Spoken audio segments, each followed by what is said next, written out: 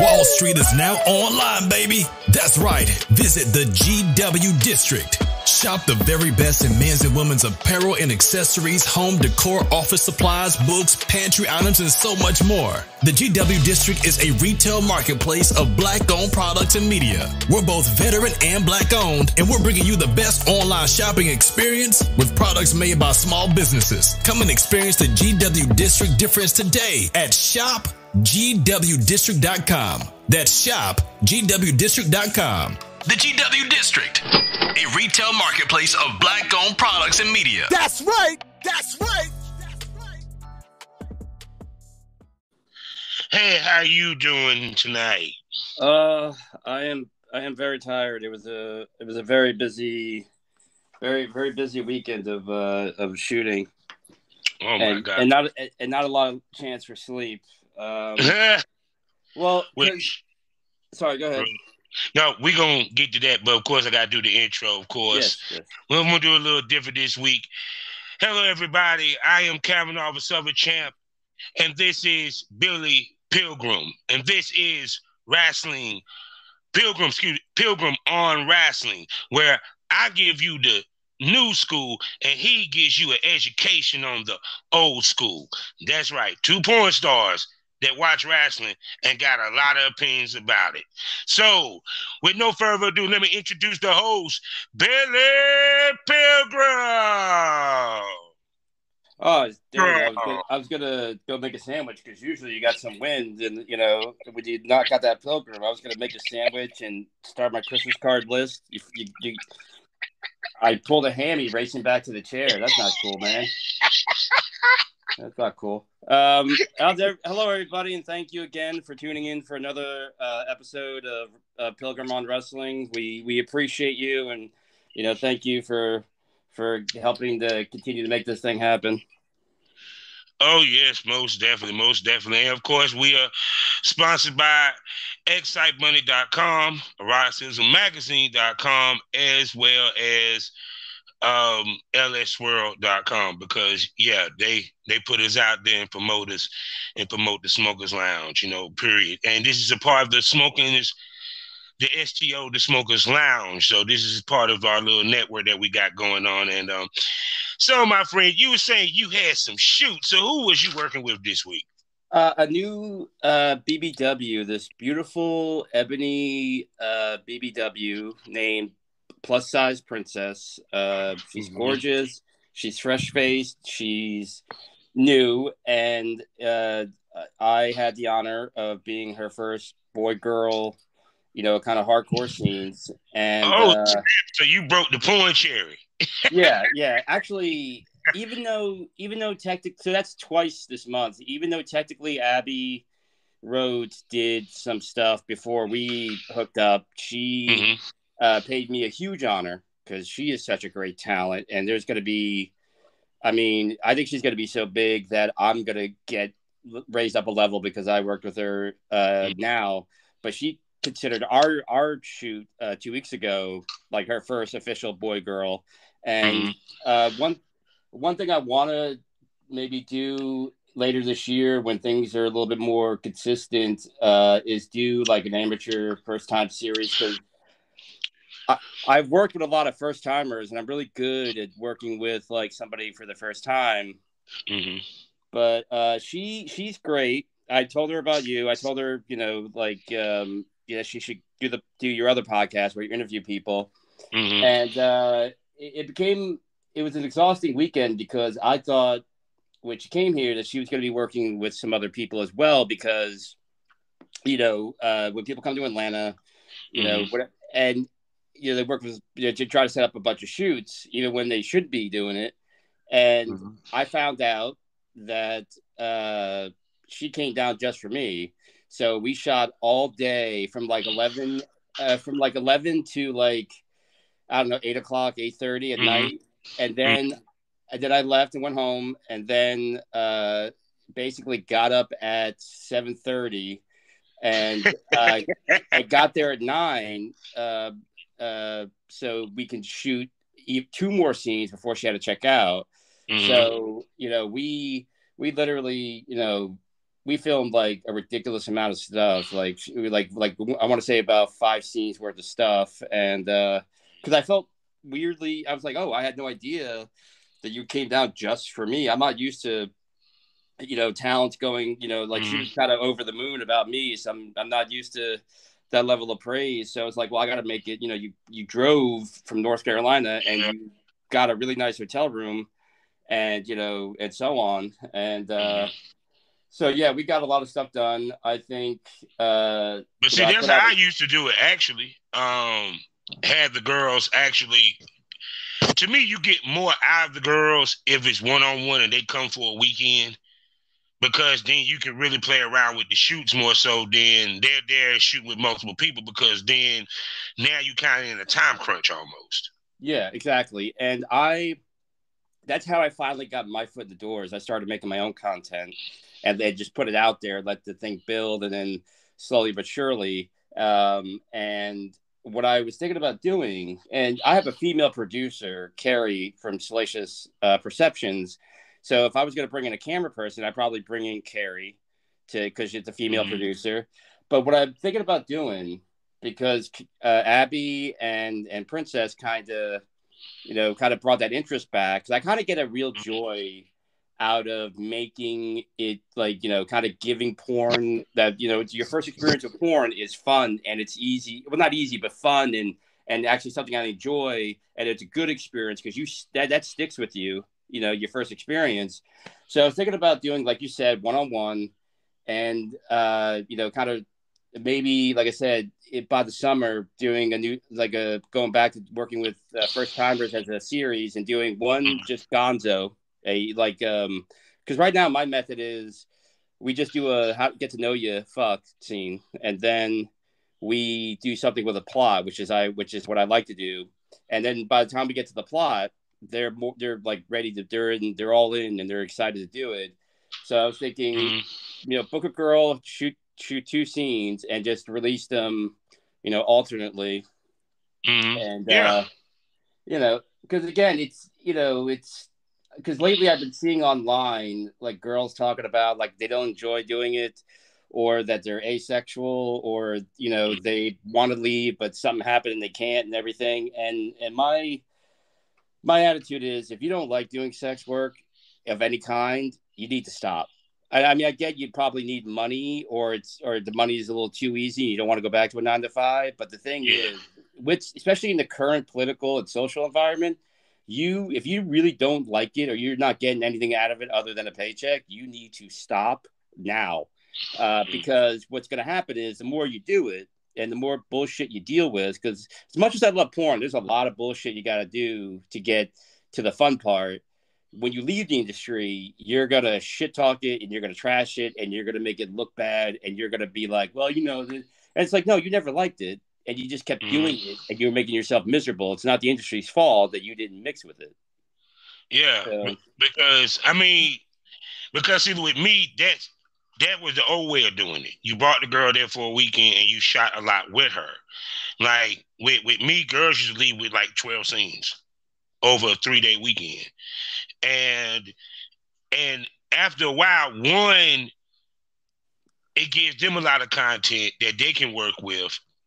And plus, that's what girls want. And plus, also, you can put more attention to them. And like I said, I was able to do different type scenes from BDSM to role play or what have you. Because it's like, I never would have done, if I came up in this day and age, I probably still wouldn't have done the content house. Because my thing is, I'm not going to get everything I want to get done. I'd rather I go see the girl for a weekend. I'm like, look, me and you for the weekend. Because one, I wanted the more chemistry that you build by shooting with her, the better the scenes is going to be, each one going to be. Versus I'm jumping around shooting with this girl, I'm shooting with that girl and that girl. You know what I'm saying? It's a one-shot deal. So that first scene might be good, but by that second or third scene, that shit fire. Because now y'all kind of got you know what I'm saying? Y'all done broke the ice and got to know each other and develop chemistry. Yeah. And the thing is, too, again, the more comfortable the girl is, because, again, having sex on camera is different than having sex regularly. And, I'm happy with myself that I got much more efficient and better with the camera to kind of get the scene rolling and get all the stuff that we need done. And when you know what you're doing and you're like, okay, this is what we're going to do, and this and that and the other thing, it helps. It puts confidence in them. And again, this is not an ego thing, but it is true. If you work in the industry, and you I'm sure run into this as I have, you are above the average. So and you're doing positions and you're getting into it. So like girls that aren't porn trained or porn ready get worn out fairly easily. So, depending on the girl, if they know they're going to do 2 scenes, you usually try to do the first one, kind of keep it a little light and fun. And then if you're going to get more physical, you save it for the second scene because, women do get sore as well. But I lucked out with Abby and with Princess. They were both naturals and they were game. Like I probably would have shot at least one more scene with Abby, but she had to hit the road. She had a long drive ahead of her. But they're natural. They're future stars. A girl that may want to knock it off her bucket list or just do it once and make some extra money. You got to make the environment as positive and as comfortable as possible. Plus, again, we are bigger than the average dudes. It's if they're not used to it, it can. You have to have the brains in your head to take it easy on her. Yeah. And it's not because we're just so massive and our dicks are so great. It's because you're doing a bunch of different positions from different angles. And if you're by yourself and then, and you're, kind of doing things differently than you would you're going deeper or, you're putting her in a slightly uncomfortable position for a few than you would in regular sex. So it kind of, it wears out everybody, and so you got to be conscious of that. Yeah, most definitely. So shit. Well, I'm glad that you had 2 great, wonderful shoots. Now let's get to actually, I had 3 because I got to work on Havoc this month, so it's a rare treat that I've had this many shoots in state. Because normally Atlanta's a black hole of nothingness. Yeah. Because I mean, because it's kind of crazy that even though a lot of people come there and there's a lot of talent there. Is that because you're a white man? It's like they're scared to shoot with you. Well, I don't know why, because I prefer black women, but also there's nothing about me that when I come off, like usually I'll ask to DM somebody and then I'll, whatever. I think part of it is, I think it's a clout thing. I think it's I'm legitimate and my name is growing, but I don't have clout yet. I don't have a buzz. I don't have cachet, or they have a certain image in their head of what the male talent's supposed to be, and that's all they want to do until I hit a certain level, and then all of a sudden I become acceptable to shoot with, which I get it. Part of it's business, but But see, us being male talent, we can only work with what's given to us. Versus women got more of a pick of the litter per se. You feel what I'm saying? Because it's like even with me, I always used to get skinny girls like, you sure you want to work with me? Because it seems like all you work with is BBWs. And I'm like, well, they the ones that want to do content trade. Well, and I get that. I get that in the sense of, like, it was fun to work with Abby because she was a different type. And there's another talent locally that I'm trying to hook up with. And she's also kind of a little small. I mean, I like all body types. And, I want it. But again, it comes down to like, I don't work with a lot of 5'5" or 5'2", 90-pound teen girls or supposedly teen girls, because they go straight to the studio system. And that's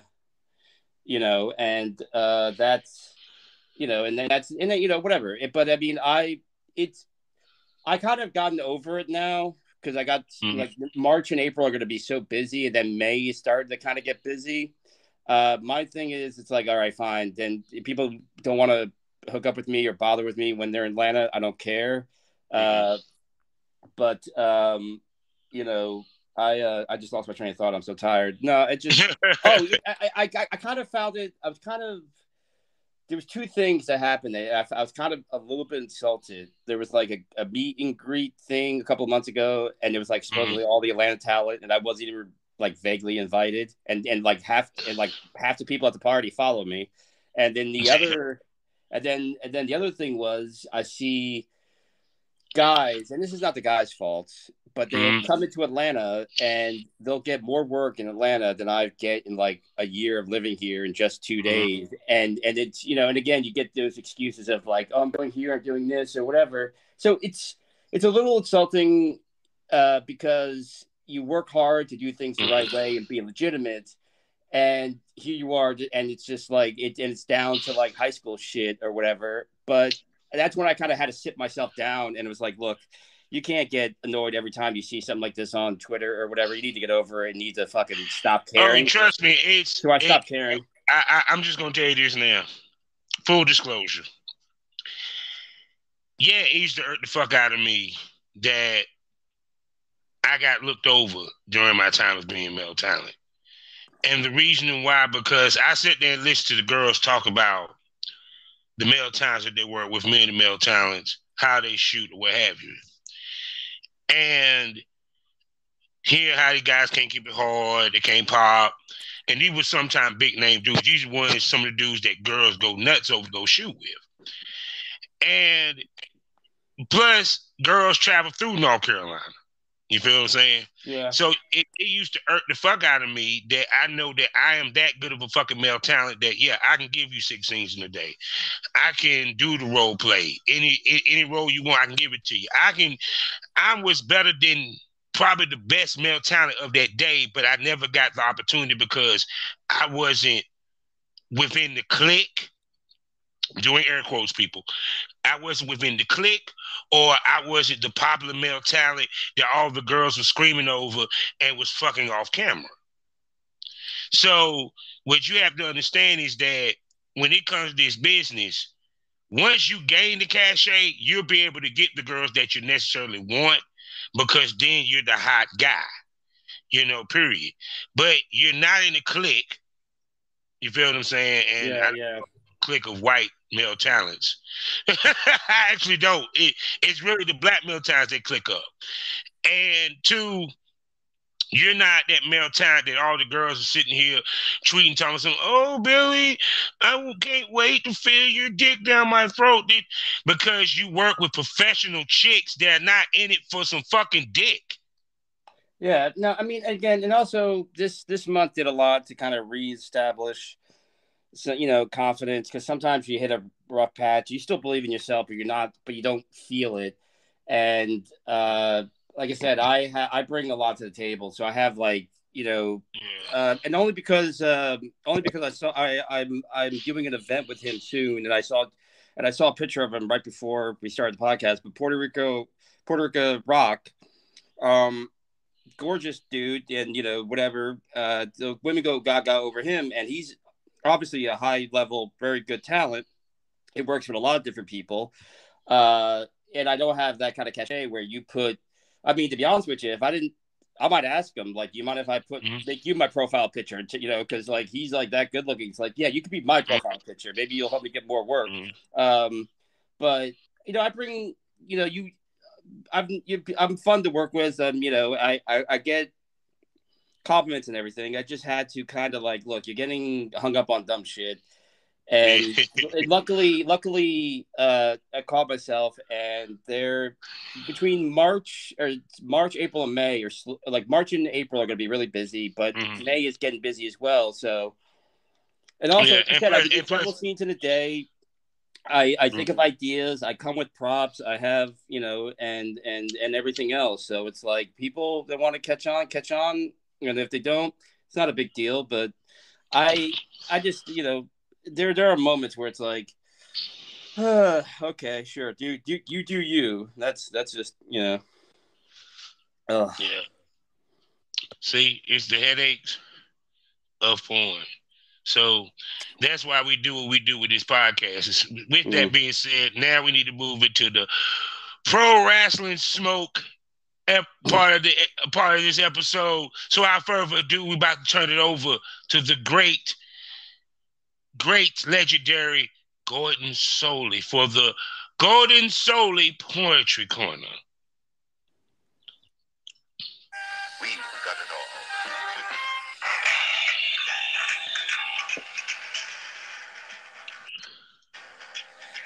Welcome, friends, to another edition of Gordon Solie's Poetry Corner. Thank you for taking a break from the battles of the pro wrestling mat to enjoy some prose of poetry with me, Gordon Solie. And here's one I wrote once on a cabana vacation with Charlton Heston. Narrow road to preach to me of fire and brimstone, to tell me of hell and damnation. Show me the narrow, unpaved road to heaven. Lead me away, cards and lucky 7. Cure me of drink and women, but not too much. Improve my posture and stop my smoke. Give me gram on Sunday. Tith my money and leave me broke. My only comment will be, well, let's all go. And I want to thank you for joining me in my little corner of the wrestling world. And as always, be kind to each other and have a strong one on me. Have it on. And welcome back to Pro Wrestling Smoke, where we give you that smoke, where we give you some old school love and some new school takes. You get what I'm saying? So, shoot, I know this week I've been in and out with the wrestling, so but so much. But some of the stuff I was able to catch or what have you. And first things first, I gotta say, we gotta talk about it. Who had the better heel promo, MJF or Roman Reigns? I did not, unfortunately, see the Roman Reigns promo, but honestly, no offense to Roman, who I shit talked for years and never thought he was worth 2 nickels. Cuts a great promo, but MJF right now is by far and away the best heel in the ring and the best heel promo. And the guy just like what was it, like a week ago? He just came out, pouted, and then walked away. He got more heat by not saying anything than most wrestlers get. So it's a. I would have to give it to MJF. I kind of like you. I was kind of in and out, and I'm still kind of trying to build up my stomach to watch the WWE product. I have to put it on my live YouTube to DVR it so I could just fast forward to the Roman parts. Mm-hmm. Yeah, because Roman's promo was tight. Cause I just like the way he was just smug about it. But MJF, it's like he really. It was just amazing how he was able to garner sympathy, even if just for a second. It was just like he gave you an origin story. And I've never heard that in wrestling ever. It was kind of like it, and it made so much sense. And even to the point that CM Punk was like, didn't know what to say or what to do. Yeah, and God, that's how you tell a fucking story. I'm sorry. No, it is, and that's the thing, and that's a huge difference as to that is why that's a huge difference of not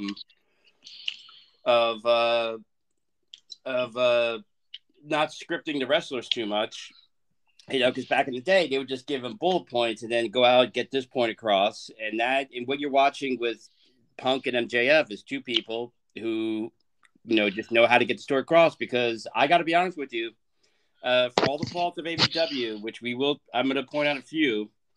I'm actually excited for this pay-per-view. They're making me care about several matches, not just a dog collar match between those 2, but like Daniel Bryan and John Moxley, Thunder Rosa and Britt Baker. They're doing a very good job of building that. And Eddie Kingston needs to win. I'm just he need to go over. He needs to win because it's the right thing to do. And if Jericho insists on winning, I swear to God, then he's completely lost the narrative. Because Eddie Kingston lost to Punk in the last pay-per-view. And if you want this guy to be a star, because he is so over, and his promo, holy shit! Like, I mean, a promo war between him and MJF. I'll watch that for like just an hour of them talking. You need to put Kingston over. Kingston needs to be. He's a star already, but you need to give him the wins.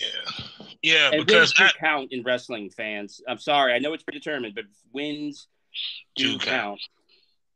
Yeah, because the thing, and here's the key with AEW, it's not that wins count, wins that we're seeing on the main shows, because it don't do any good that you have them winning on YouTube and you only got 35K people watching YouTube. You know what I'm saying? So it's kind of like, that's why I said, to me, it's crazy they don't pump the YouTube. Like, they just take for granted that people are going to watch it. Yeah, and also, they gotta, and if you're gonna put somebody on there, like they're talking about, this person has this many wins, and then they kind of casually mention it on YouTube. I'm like, okay, you need to tell me that, because I'm watching this show now every week.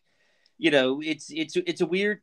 They have a disconnection problem, and Brian Last on his podcast with Cornette brought it up, and it's a great point in that Punk come out and say something, and then that's it for Punk. You're not going to see Punk the rest of the show. Moxley will come out and say something, and that's it for Moxley. You're not going to there's no backup, and they have a problem interconnecting stuff, and that's an easy fix problem, because again, I forget because I'm so busy, and this podcast is becoming more. We're talking about doing a second one, so it's like okay, and we're talking about how this, okay, I'm going to schedule my day so I could do the research for the second podcast. You have 2 YouTube shows. You need to remind me that you have these 2 YouTube shows, because people, and like you said, I forget they're there, and also you have all people I really don't want to see, and like, okay, the acclaimed are your future tag team champions. And these guys are great, and quite frankly, like they're getting beat so bad every week that I pinned them both when I went to Kroger this morning after I got done shooting. They were just laying in the back, like they were literally just laying on their backs in the middle of the produce section. I'm like, what are you doing? Like, well, we're just doing jobs. I'm like, all right, hey. So I'm 2-0 on the Kroger AEW YouTube channel. Now I'm gonna tell you this: Jade Cargill made me give a fuck about her, especially with this last match she did. And I'm very interested, because that's what I'm saying. Like, every match they're doing, that TBS match, it's like I see Ty Conti, how good she has become, and now Jay Cargill. You know what I'm saying? Period. I still want to see Jay Cargill against a monster. That's what I want to see her against Nyla Rose, because all the girls she fought against, she basically tower over. So it's kind of like, at some point, when we're going to get her against somebody that she can't push? You feel what I'm saying? They're really going to give her a strong chest. If they're going to do, they need to, again, it's that thing of you damaged Nyla Rose, so you need to rebuild her, and you need to do it on the 2 big shows. And again, I'm sorry, and I'm going to cut you off, and this time I actually mean to cut you off. For the audience at home, Kavanaugh and I have a great chemistry. Like, from the second we did our very first interview, we have this energy, and we get so excited when we talk to each other that, like, we just, oh my God, I can't wait to say the next thing, because we're so on the same page. So we're working on it, but I'm deliberately cutting you off, because here's the thing: you can rebuild the Acclaim. They haven't been completely killed yet, because they can talk on the mic. You can rebuild Nyla Rose to be that monster for Cargill, and she can get a good match out of Cargill. You can do all this other stuff if you fucking stop with the fucking dark fucking order, or as I like to call them, the George Goulas gang, because Daddy said sail. Daddy said sail. It's like these fuckwits are in every segment almost, and they never win, and they're the biggest bunch of fucking clueless goofballs. And it's like, like all this time you're wasting on these jackasses, where you could be putting other people on the main show and also rehabbing people. Because again, Tony Khan has only been doing this a few years. He went from not doing any wrestling to all of a sudden being a wrestling booker of a major company. He's gonna make mistakes. So instead of using this extra time that you would have if you stopped with this stupid gimmick that never worked. It worked for 5 minutes in 2 episodes, and that's it. It lost the narrative real quick. And it drives me nuts because in that tag team battle royal, that fucking little midget is running around and acting like a world beater. And while he's being a world beater for the guys who actually draw you money, he's still acting like a fucking goofball. And now he's in a 6-man tag next week with main eventers. And it's like, okay, and if they lose, guess who's going to take the fall? It's going to be him. And I don't even remember his name because he's not worth remembering. That's the point. It's kind of like, okay, they're the new Mookie Brothers. No.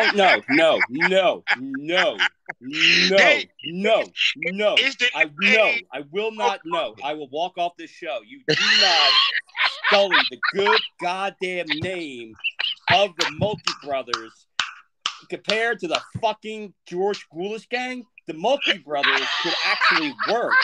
And they earned the respect of like the Midnight Express and the Road Warriors and Jim Cornette and everybody else.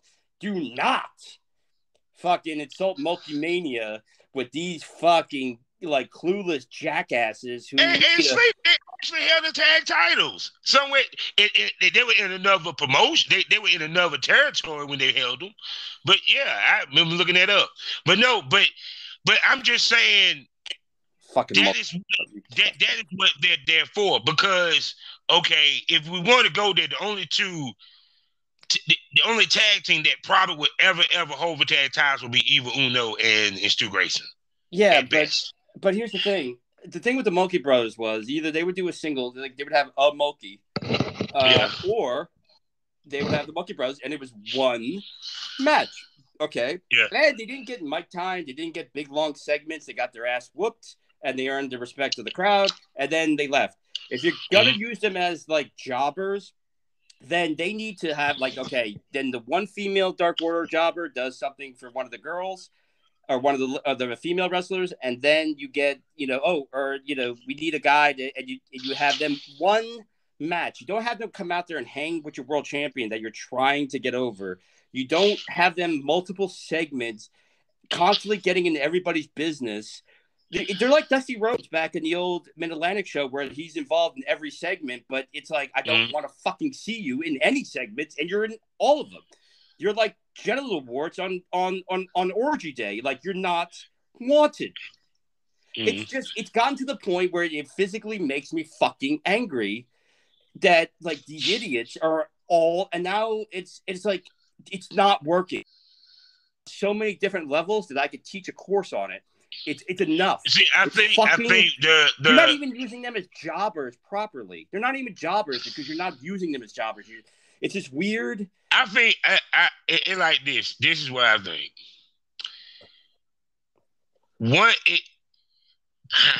The best way I can put it is this. Like I said before, the problem is they don't have a leader, and the way that the Dark Order should be done is as a heel group.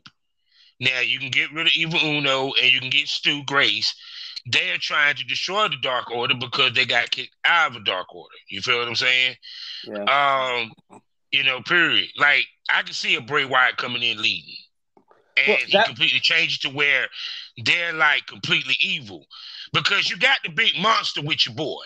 Okay? We see what he can do. And train, and he can really do some shit. Or if you want to, bring in goddamn Eric Redbill. It's things that can be done to it. But for right now, that's what they're for, because you're not gonna have Paige take one. So there's gonna be a pin that's gonna take place in that 6-man, which some tell me Paige is going to win, and Paige is the one that's gonna get the pin. But if you're not going to have, because one thing I say about AEW, they make it a point with their champ not to look weak. WWE champ would have been pinned in that 6-man. Unless you're black, then they're going to totally fuck you over. If you're a black champion, they're going to piss all over you. Period. You're going to get pinned. It just facts. So to me, that's why I don't mind the Dark Order being involved, because who else does the Hangman has to deal with, plus the way the storyline was going. But as far as would I make them tag champs or anything of that nature, no. Because your IQ is over 50. No. At best, even if they get the tag titles, not even long, they'd be more in a chasing factor than that of being. They shouldn't even. Okay, killed. I try to be. When I started doing this podcast, I actually had to come to Jesus meeting with myself in that I have to, kind of expand my mind and really look at it from an analytic view. There is not one redeemable fucking thing about the Dark Order. If I got any power in AEW tomorrow, the first thing I would do is call every single fucking one of them into my office, and I go, Uno, go home. Here's a ticket. Go home now. Get one of your old costumes and take that fucking guy with you, that Grayson guy, and I want to see you here next week with whatever colors you have. I don't care. And you're going back to your old thing, and then we're going to make you kind of like our Orient Express, our Killer Bee tag team, and if you behave, one day we might give you like a 1 week run with the titles. So get out of my office. The rest of you are so fucking fired that nobody since the beginning of employment has been this fucking fired. Get out. Get out. And don't come back for at least 5 fucking years. I'm so over this because I'm thinking to myself, okay, Nero possibly has an injury. I keep forgetting to look that up. That's on me. But you have all these guys you keep signing, and you're giving television time to like certain wrestlers that just aren't ready yet, or these fucking idiots, and they don't get the job done. They're not convincing in any way. Whenever they do anything, it looks fucking terrible. And no, they should never even be like if fucking the Jurassic Park or Jurassic Express are holding the belts in the ring, they shouldn't even be allowed to come to ringside. They shouldn't be allowed within 100 feet of the belts. Like if they're getting a cup of coffee and somebody walks by with the belt, they should be forced to go to the other side of the stadium. They're that fucking bad. And I'm sorry, they're all irredeemable with the exception of the 2. But unless you're gonna go back to the old gimmick, then they're not redeemable. You need to fucking fire them. It's gotten to the point where you have wrestlers that you can make money on and they're homegrown, and you're not doing it because you're giving all this fucking multi-million-dollar TV time to these fucking inbred nimrods that I wouldn't let mow my lawn if I had stones in my yard. Like, they're fucking idiots. There's nothing redeemable about this stupid gimmick. And if you want to bury, why not just go, hey, Bray Wyatt, how about this? How about we rape your wife on Christmas and then have you blow your brains out? Because that would be way more productive than have him lead this gaggle of jackasses that have achieved nothing. So true. But it's interesting that you made a good segue because also, before I even get to Hangman Page and Adam,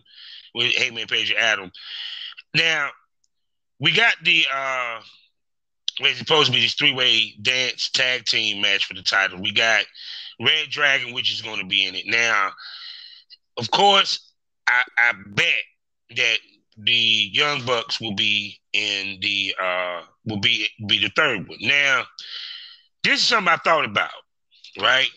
Now, at first, when AW was formed and it started, people was bitching and moaning about why the Young Bucks want the first tag champs, why they want this, they want that, right? Yeah. Now we're getting a lot of the Young Bucks, which, don't get twisted, I always did like the Young Bucks myself. But the thing of it is now it's kind of like motherfuckers like, well, damn, the Young Bucks is, in the midst of the tag team division. What about FTR? What about this? And I'm like, well, y'all asked for this. Well, yeah. Because the biggest thing is being a VP, and if I'm running the division, is if we jumped and became the tag champs from jump, y'all gonna drag us. So we laid back and let the other tag teams get the shine. Then y'all said, well, y'all need to have the belts, so we get the belts, which they did a smart thing by being heels as champ versus being faces. Go ahead. I do like. I don't know what they're doing. Their version of what they think a heel is supposed to be. What they did at PWG was way better heel wise, but I don't think they're doing a great job with the tag division because FTR, again, I think the belt should be on them. Plus, the Briscoe brothers are floating around out there. And now everybody's talking about the Hardy Boys. I'm like, the Hardy Boys, even if they come back for like yet another tag team run, they are at a stage in their life where they're not going to be a full. I mean, sure, if you want to put the belts on them, sure, it'll be a pop, it'll be a moment, and everybody will be happy. But that's not shitting on this Hardy Boys. But you need to build up the Acclaim. You need to, kind of get some homegrown tag teams, but also like the Briscoe brothers are right there, and there's a bunch of teams that you should be getting and signing and using, and I'm just still confounded that the FTR can't seem to catch a break in that they get good paying jobs, but they're not being. I mean, I'm at this point, I hate saying it because I prefer AEW way more to WWE, but WWE used them better than AEW has so far. Well, I think for one, okay, this is what I think. and we can go back in the day. There was always multiple tag team feuds. Now, not two single wrestlers feuding with two single wrestlers. No. Tag team feuds. It was outside the tag titles, you had the Russians versus whomever. You feel what I'm saying? Mm-hmm. The Horsemen versus the Rock and Roll Express tag titles not even involved. You feel what I'm saying? But you had Arn and Telly wrestling with them. That is what's missing in wrestling today because I actually noticed that. Because the question I ask you is, in AEW, name the other tag team feud. Yeah, that's the thing. There's no... Yeah, and the tag champs don't even have a feud. They have like a challenger for 2 weeks. And then, and then it's done. That's why I said bring in the Briscoes and let FTR and the Briscoes for a year. Just let them feud, and then have the tag. But I don't think the Briscoes want to sign. I think they don't want to sign to AEW because I think they're just so beholden to that of Ring of Honor. Because from what I understand, they was at one of the shows. So they had to have talked to Tony. And Tony probably, meaning Jay Lethal wanted to sign with AEW. Now, how long he signed with him and told him the story. I think the Briscoe didn't want to sign. That's the reason why they ain't pulled the trigger. You know what I'm saying? Because I'm pretty sure that was a money match that they wanted. But the thing is, he probably wanted them for a year. It was like, nah. I mean, because they're the Ring of Honor champs, and as long as they're the Ring of Honor, they know they're good. Well, I don't know what's going on with Ring of Honor, and because Grisham is still out there with the belt and defending it and doing stuff, but I don't know. They haven't come back yet, and the Briscoes they're probably coming back in April for around WrestleMania weekend. Well, the thing is, I mean, I understand the Briscoes want to stay there because the Briscoes have always, while being full-time wrestlers, they have a family business, and they have a job, so they always been able to be like, well, they make money at something else, and it's like a family-run business, and it does apparently very well, and they own a lot of land. But I would just, if they were available, I would just offer them whatever they want because you basically do that now, and or at least do a build-up for a pay-per-view match, and I don't think the Briscoes would have a problem putting over yeah, I don't think give them a couple of months to let them do their thing like MJ and Punk, and then I'm sure they would be happy to put them over in a great match. But again, it's a thing of they would. And I'm sorry, I already did my tirade, but again, they could free up a lot of TV time by just, kind of having a lot of guys, like certain people removed, but also Dante Martin, nothing against the dude. He's young and he can fly, but he can't do much else. Put him on YouTube and get him in the ring with some veterans, like the modern, find a modern day George South and let him do the thing. Hey, Hook is ready. Oh, Hook. Yeah, no. And there's an example of them doing something right with a build. Yeah. Hook is ready. It's like he knows. He like put it this way.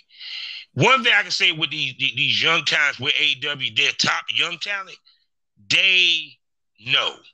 It's just something about that they know the business. They know how to work the business. For MJF to even to Darby, Sammy Guevara, you know what I'm saying, with Hook, and even Hobbs.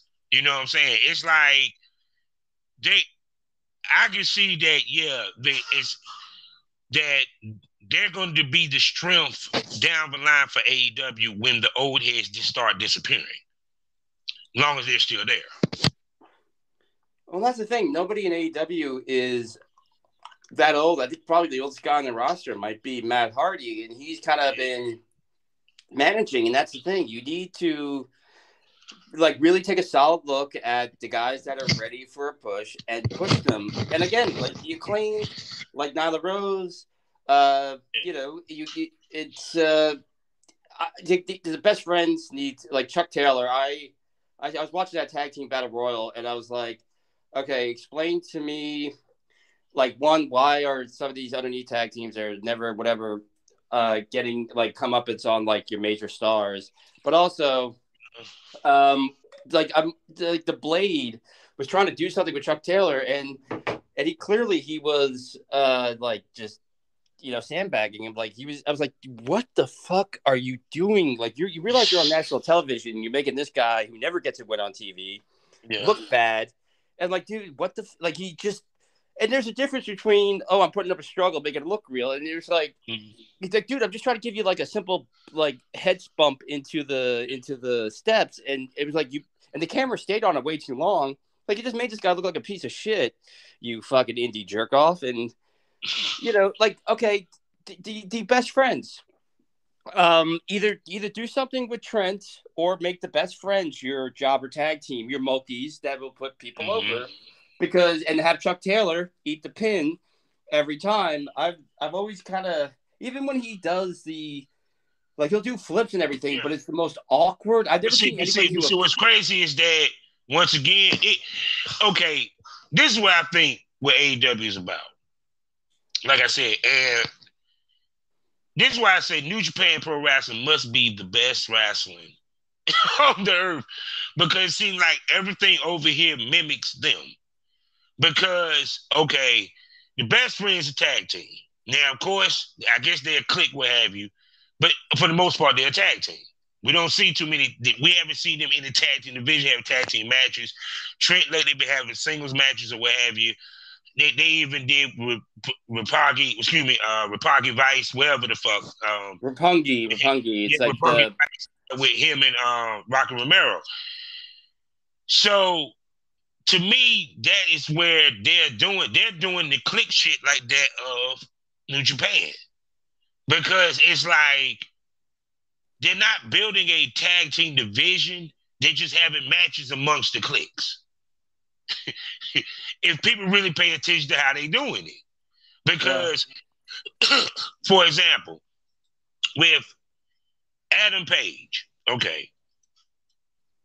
Page has no reason to be connected with the Dark Order. No. He has no reason. Let's keep it 100. But he's connected. Why? Because they wanted him to have a clique. You feel me? Because originally he's with the Elite. Now we have, of course, Adam Cole trying to decide whether he's gonna be with the Elite or he's gonna be with the Paradigm or wherever the name of their clique gonna be. You feel me? We still have Kenny Omega, who was a part of the supposed to be coming back eventually from his injuries. So it's like Eddie Kingston starting to click up with you get what I'm coming from. So it seems like that is the way they're playing off of it, and no one picked up on that shit. But they're just me. I guess we see shit other people don't. I mean, yeah, cliques. I mean, yeah, you're right in the sense that Japan has these like long-running groups that kind of, it just kind of never really seems to mean anything. Have Adam Cole and the Red Dragon be like your four horsemen, and let the Bucks do their thing. They're going to be able to do whatever they want because they're VPs and all that. Again, the show He's overall good, but it's like, okay, you keep signing people and you're bringing these people in, and there's some, and also they need to work on their number one contender thing, because like Adam Cole got into a feud with Sweatpants and then lost, and then now all of a sudden he's the number one contender for the world championship, and But now see, he's that being because the serious. rankings, hold on, let's be clear. Because the rankings, and it was an unsanctioned match, which means that he technically didn't lose. Yeah, but you still lost to a guy wearing sweatpants that his old gimmick is in, and it just, But I mean, but or I have no problem with Adam Cole going for the title though. I mean, Because I wouldn't mind seeing the belt on, because I kind of do think they botched the. It's not a fault of Anna Page, but I think they kind of botched his push as world champion. The fans like him, but for me, you made him a goof for too long. You rushed him into the title picture, and then now all of a sudden he went from dressing like a regular dude to now he's like a the rhinestone Cowboy. cowboy. He's like a rhinestone cowboy. Like that's literally what I hear when I see him come out in street clothes. And and then he had a couple of good matches with Danielson, and then his he had a week-long feud with what's his name, Archer. the murder hawk, Archer. and yeah, Lance Archer, and then that was over before it started, and now Adam Page. It's like you're kind of see me. I beg the difference. See, I like Adam Page as champ. Actually, I like as a champion, but it's like you're not doing he's it. And getting also, better. whoever's his wardrobe mistress, fire. Oh no, it like this to me. I mean, with the cowboy shit, okay, I get it because y'all trying to sell t-shirts. I get that, but outside of that, I like him as champ. It's like this last episode. I like the fact he came down and beat the shit out of both people of Red Dragon. Yes, that's how I want my champion to look. I want him to be a badass because to me, when I look at him, he puts me in the mind of the Fusion. He actually reminds me of a young Stan Hansen. Young Stan Hansen. We ain't talking about AWA Stan Hansen. Stan Hansen before the knee pads. Stan Hansen in Japan. You feel me? Yeah. Because of his physicalness in the whole nine or what have you. And I actually like the buckshot lariat way better than the rite of passage. That was kind of an interesting finishing maneuver. But to me, I like him as champ. And I think, one, he needs to go over on Adam Cole, because he needs that win. He needs that win over Adam Cole because Adam Cole gonna give a great match. This is gonna be a barn burner. And two, this is the first time these two ever had met, because they never even met at Ring of Honor. Because remember, he left and went to WWE before he could actually do, which is interesting with all the Bullet Club leaders. They lose, and we never get the opportunity for them to get their comeuppance. But that's well, I think they're gonna obviously they're gonna have a great match, and I think Adam Cole could definitely help raise Page's game. But the problem is, again, it's this tendency to rush it. So like, is this gonna be like the next day or the next time on Wednesday he's gonna say, like, make an excuse, say he didn't lose, and then they, like, brutally attack him? Or is he going to be like, oh, now he beats Adam Cole, and now all of a sudden your milkman comes out and now he's challenging him, and you never put your bottles in the right receptacle and then does a run in. It's like you can kind of have multiple matches, and it's like you don't do anybody favors. If they have this one match and then it kind of dies, you're not doing any guy a favor. You didn't do Archer any favors by having a match with the world champion. But one thing I did like, before I forget, because I will forget, is that Adam Cole did a run-in and there was no music. You actually had to listen to the crowd reaction before you saw it, and that right there is how you do a run-in. Whether it's a good guy or bad guy, that run-in, when you see the crowd slowly, it builds. You're like, oh, and then the guy hits the ring. That is how you hit the run-in. Like, no more music, no more, let me set up your little, promotron thing, then go in and save your friend. Yeah, the way that Adam Page. I'm gonna tell you right now, if I've ever get my ass beat and you're like, "Hey, play my music," I'm gonna go save Billy. And I'm like, I hear your music, and I'm like, "Motherfucker, did you wait for them to hit your music?" I'll kill you. Oh my God! But like I said, I know Revolution is. I'm curious about that whole pay-per-view, even to the Thunder Rosa and the Britt Baker. I don't know who I want to win that match, man. I really don't, yo. It's one of those things where I think Thunder Rosa eventually will be the AEW champion. I would keep the belt on Britt Baker because she's doing such a great job. If you're going to put a belt on somebody, have her take the belt off of Cargill and have her do a feud with Cargill, because she's winning every week, but she's not beating top. It's a Goldberg thing, and it's like, okay, and it's a real number to and that's good, but eventually you gotta get her away from that undefeated streak before it gets out of hand. And I don't know when, and I'm not gonna sit here and say I know the exact right time to do it, but eventually you're gonna have to have her lose, whether it's or lose in a way that she doesn't lose the belt. Mm-hmm. I honestly don't know which way, because again, Britt Baker's just doing such a great bang up job. I don't know. I don't know if I would take the belt off her, but Thunder Rosa is also somebody that you'd be a great champion for any company. I wouldn't be mad if Thunder Rosa won it, but the same token with Britt, because the question is with Britt, good night. Because, like I said, that's hard for me, yo. Because, like I said, with Britt, because like you said, Britt is doing such a great job as a heel. So, and with her having the belt, it's kind of like the Charlotte Flair syndrome. It's just certain people you can't imagine without that belt around them. So, if you're not going to have Thunder Rosa run with the title for a minute, then I don't see the point of them switching the title.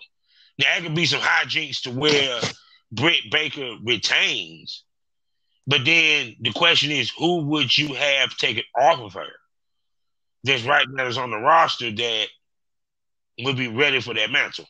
Yeah, and now you kind of put this in my brain because I've been so mesmerized by the stuff that they're doing really well, but also just, again, every week, they're going to bring in this person.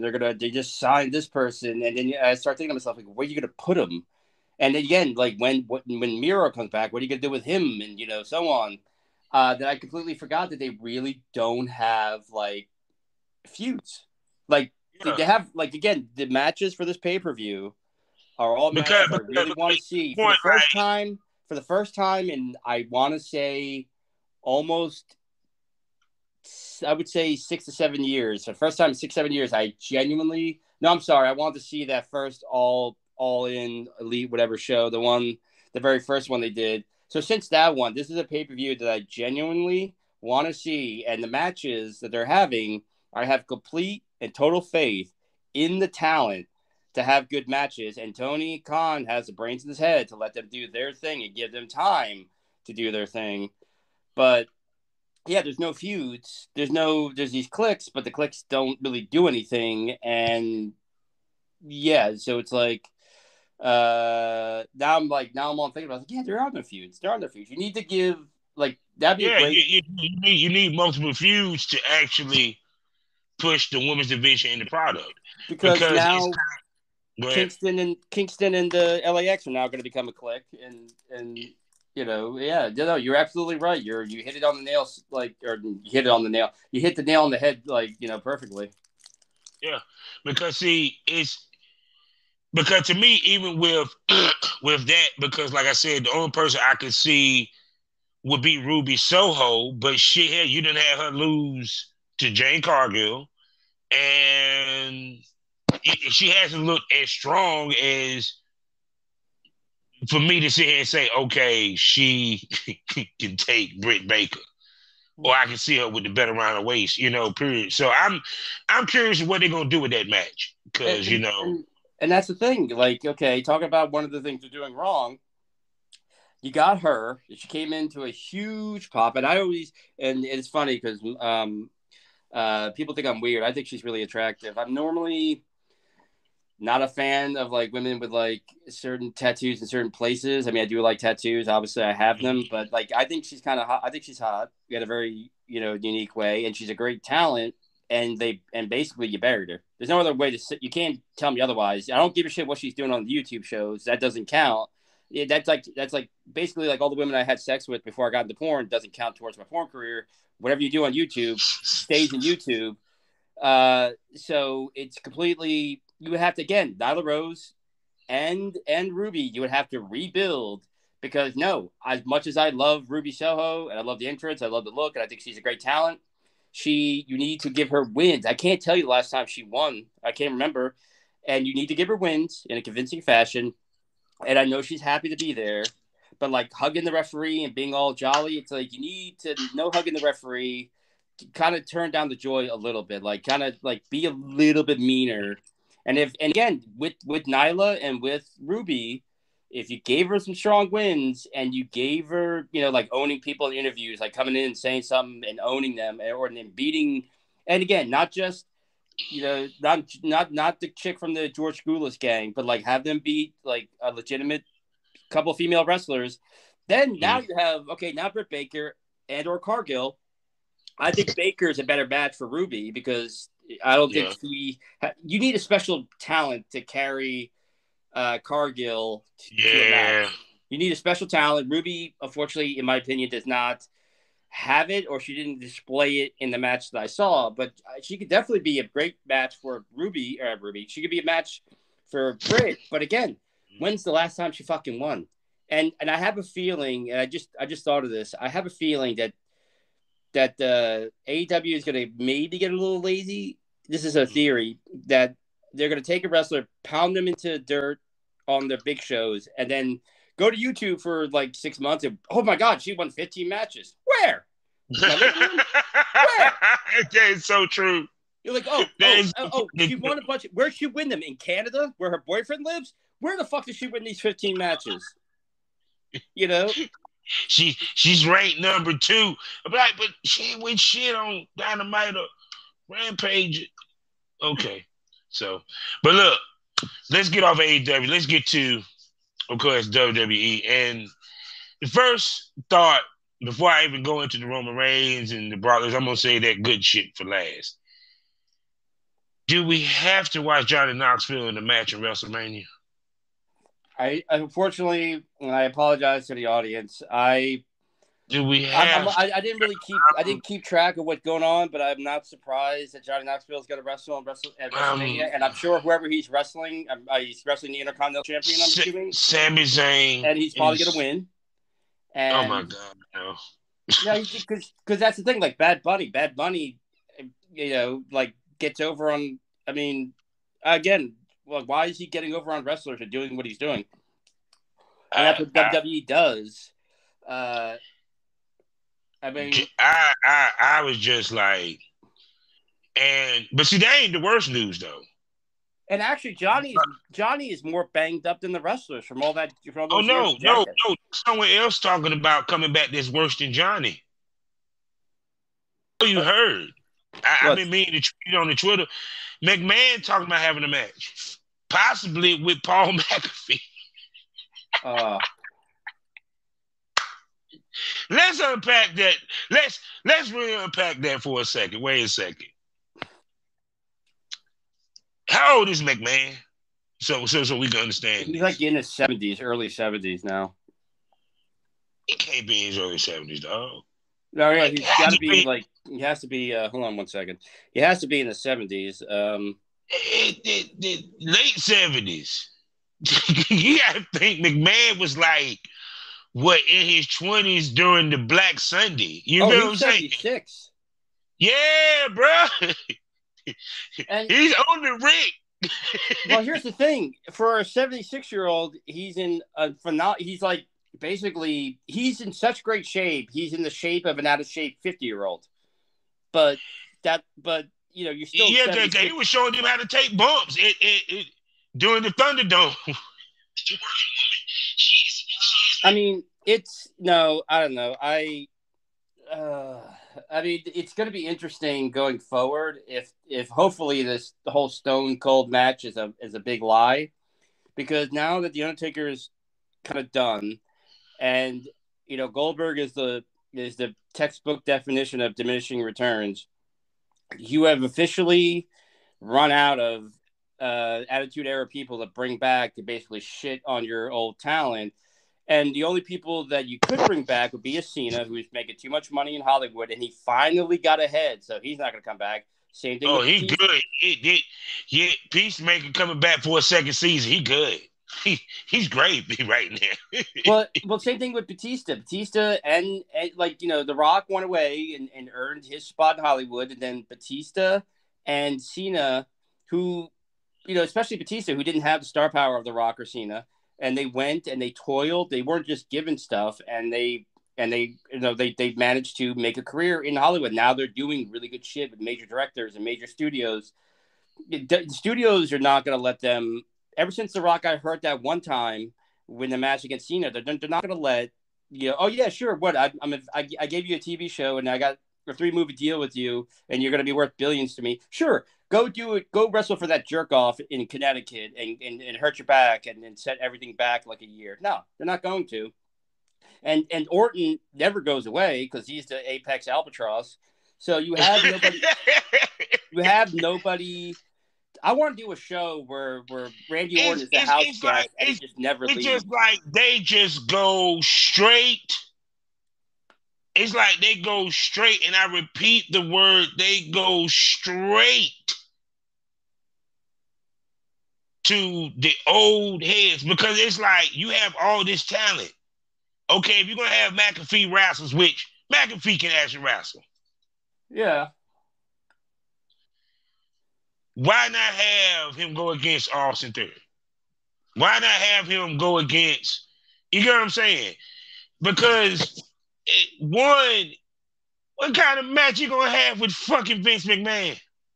What's gonna happen? They're gonna do some kind of stupid swerve, and it's gonna become this big fucking dog and pony show. And he's not actually gonna have the match, but then at the end of the match, McAfee somehow will overcome, or somebody will come out and give Vince McMahon a bump. I genuinely don't get the logic of the WWE in that you pay these people, like the lowest paid guy makes 6 figures, and you pay them all this money and you won't let them get over, and you shit on them at every turn. Like, oh, we got a guy named Bad Bunny.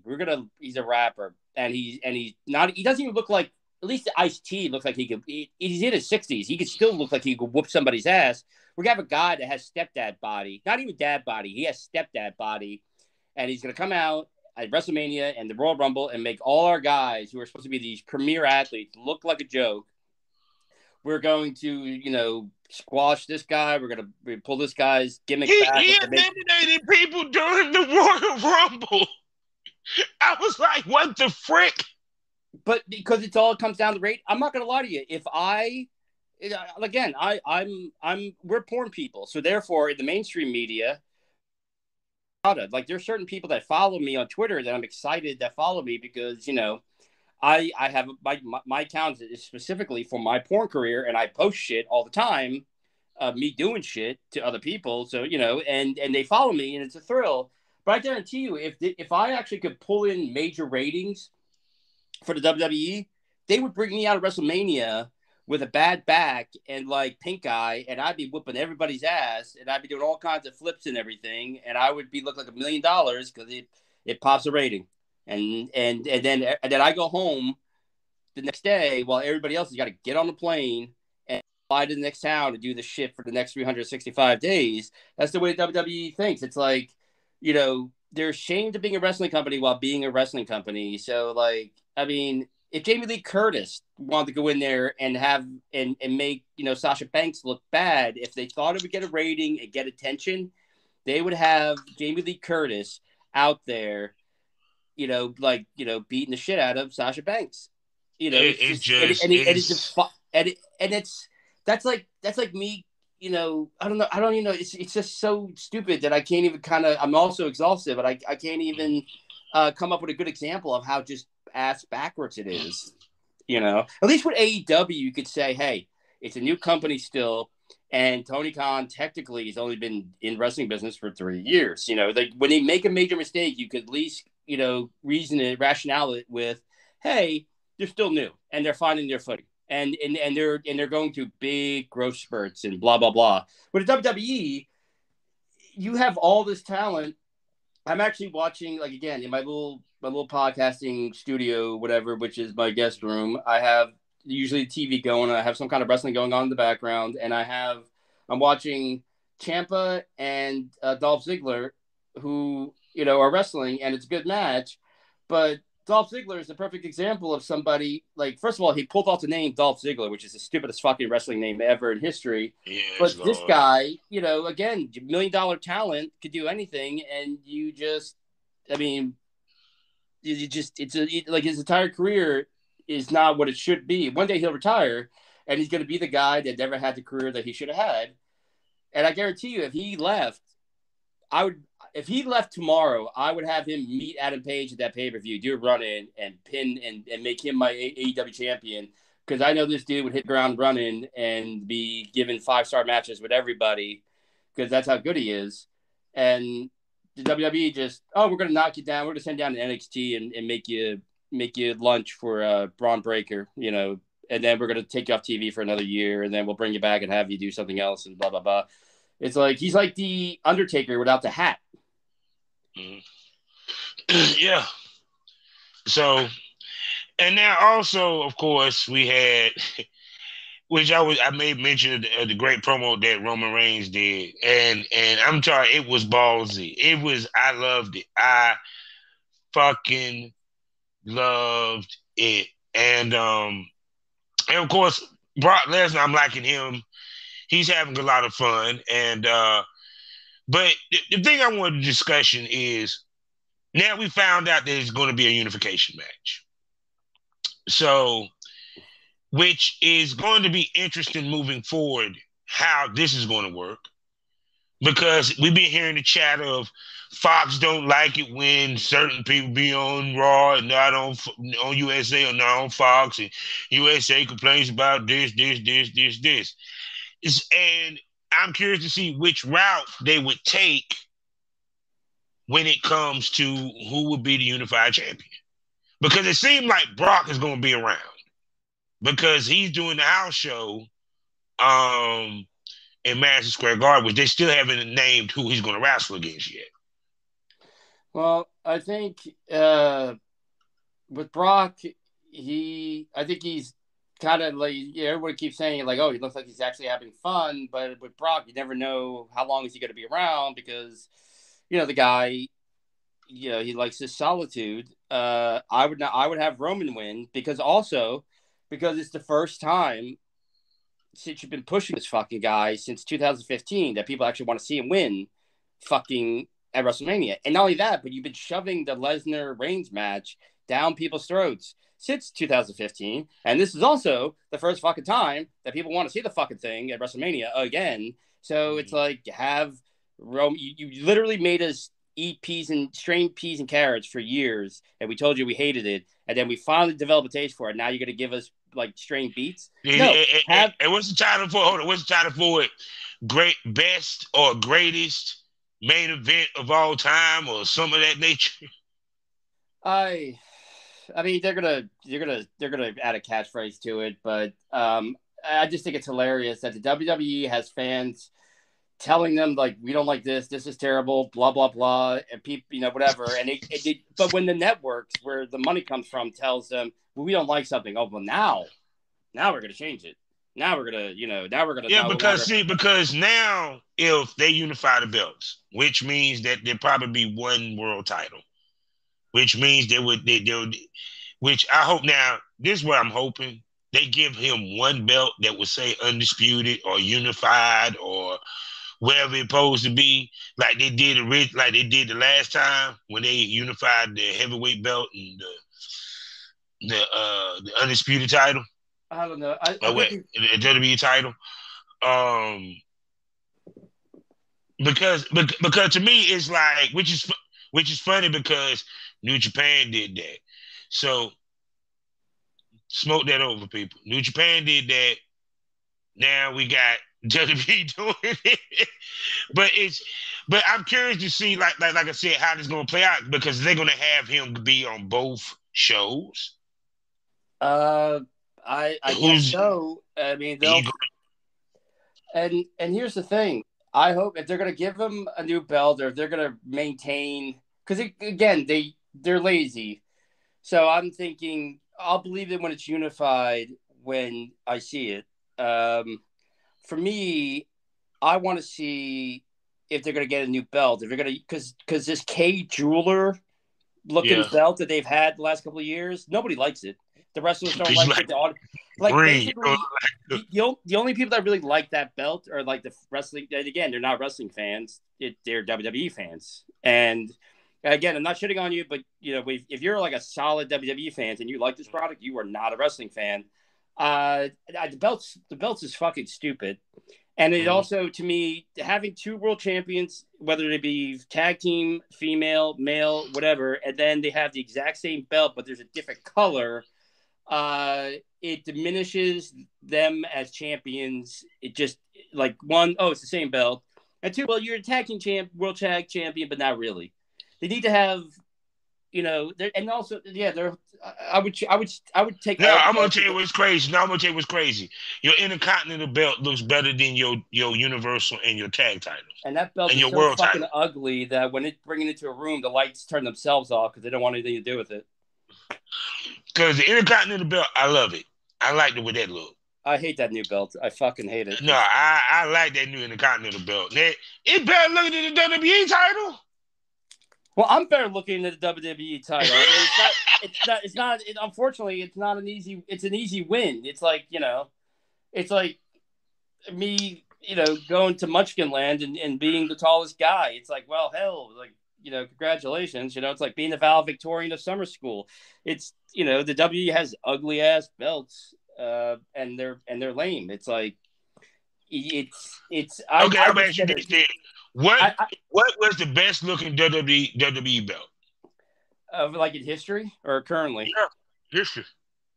We going history. I ain't worried about current because I guess the winged, like the one that they brought in 1988 for the tournament, the one that Savage and Hogan and the Warrior and Bret Hart held, that belt. I like that belt, or I like the that one iteration of the Intercontinental belt that they made when Valentine smashed the old Intercontinental title after losing to Santana. Those two are the two ones I really like. I actually. When Brock won the world title the first time, that one belt that was around for like 5 years. The Undisputed belt. That was one of my favorites. I like that belt.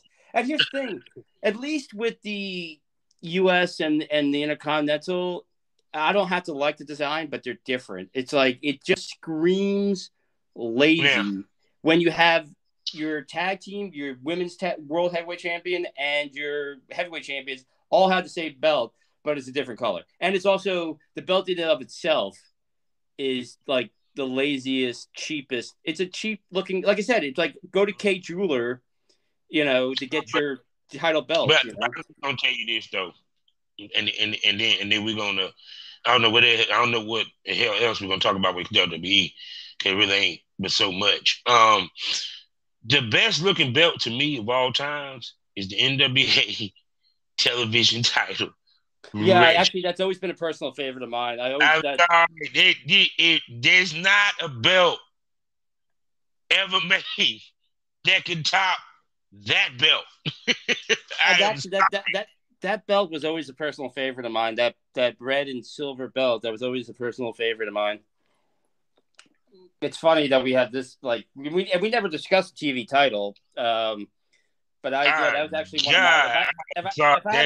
If I had to pick top three, that would be like number one and number two. One, god dang it, I can't. See, we're going to come back and do on Pro Wrestling Smoke Show. That might be our first show. Rank the top 10 title belts, the best top 10 title belts. That's actually 10. Good because I know because now I'm starting to think about belts. Like I like the old U.S. title, the one that actually had like the plate of the actual country on the belt. Well, that's the national title for the NWA right now. Yeah, but it used to be the U.S. title. Yeah. And then they made the national. The Mid-Atlantic title, always a classic. Yeah, the Missouri title. Now I'm gonna tell you what people slept on: the Texas title. Yeah, actually, yes, very much so. Yes, and the version I have to find it. The version that was actually used after World Class when it was NWA Southwest.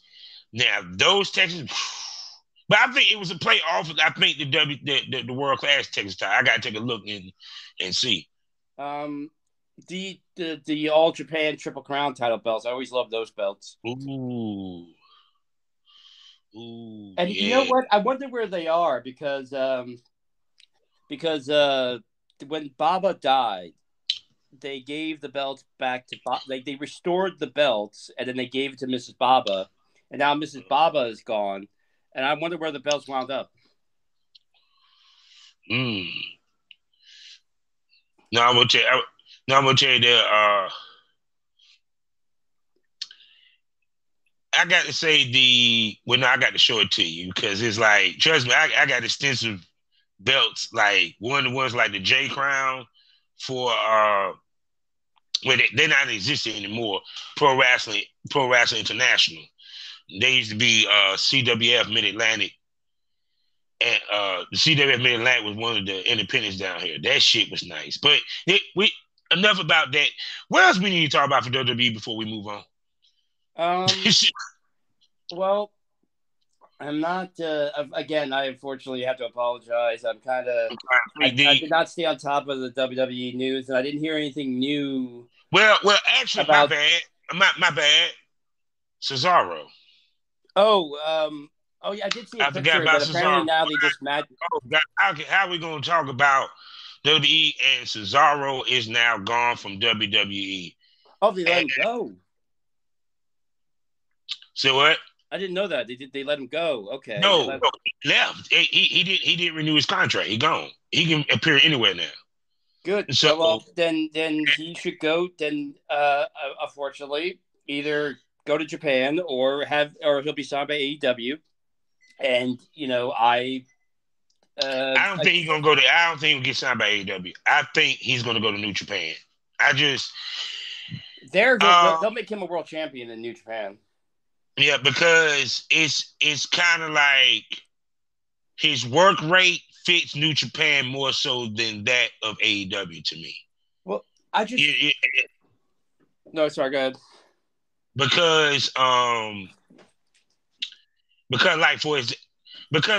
I sit back and I look at what Matt Cardona is doing, because Matt Cardona is killing the independents right now. Period. And how much the independents are picking up. Unless he's going to sign exclusively with New Japan, I see him doing New Japan and Impact. Because one, he going to look at AEW and be like, I might get saturated in this. Even though he's that good of a wrestler. Well, period. Yeah, they're signing. That's the problem, though. AEW is signing a lot of people, and it's like you're not doing enough with the people. Shane Strickland coming to AEW, but I'm not worried about him because he's gonna be good. He'll be TBS champ within about 6 months.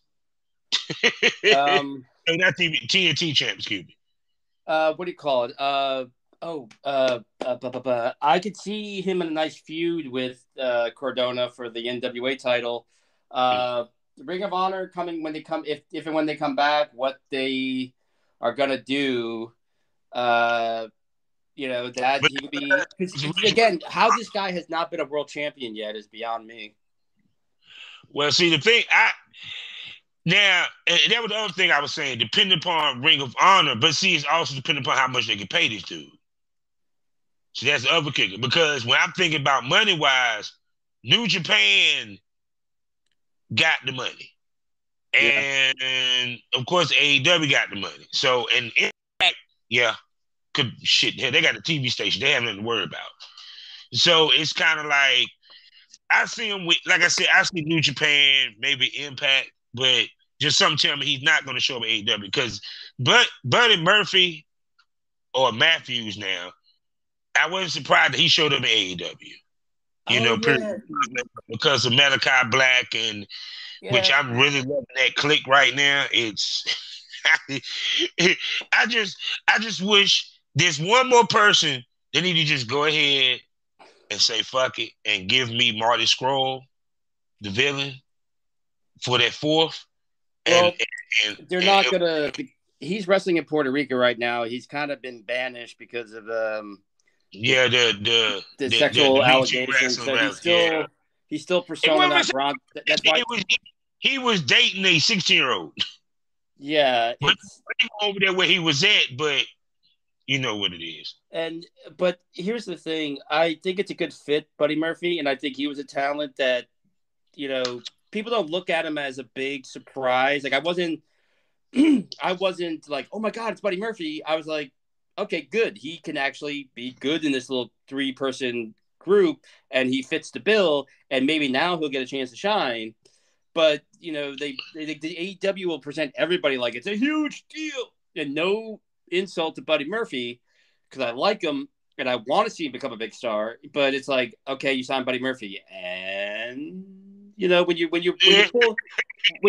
pulling out like Keith Lee and CM Punk and Dana Bryanson and who knows? Like I said, the Briscoes might pull out a.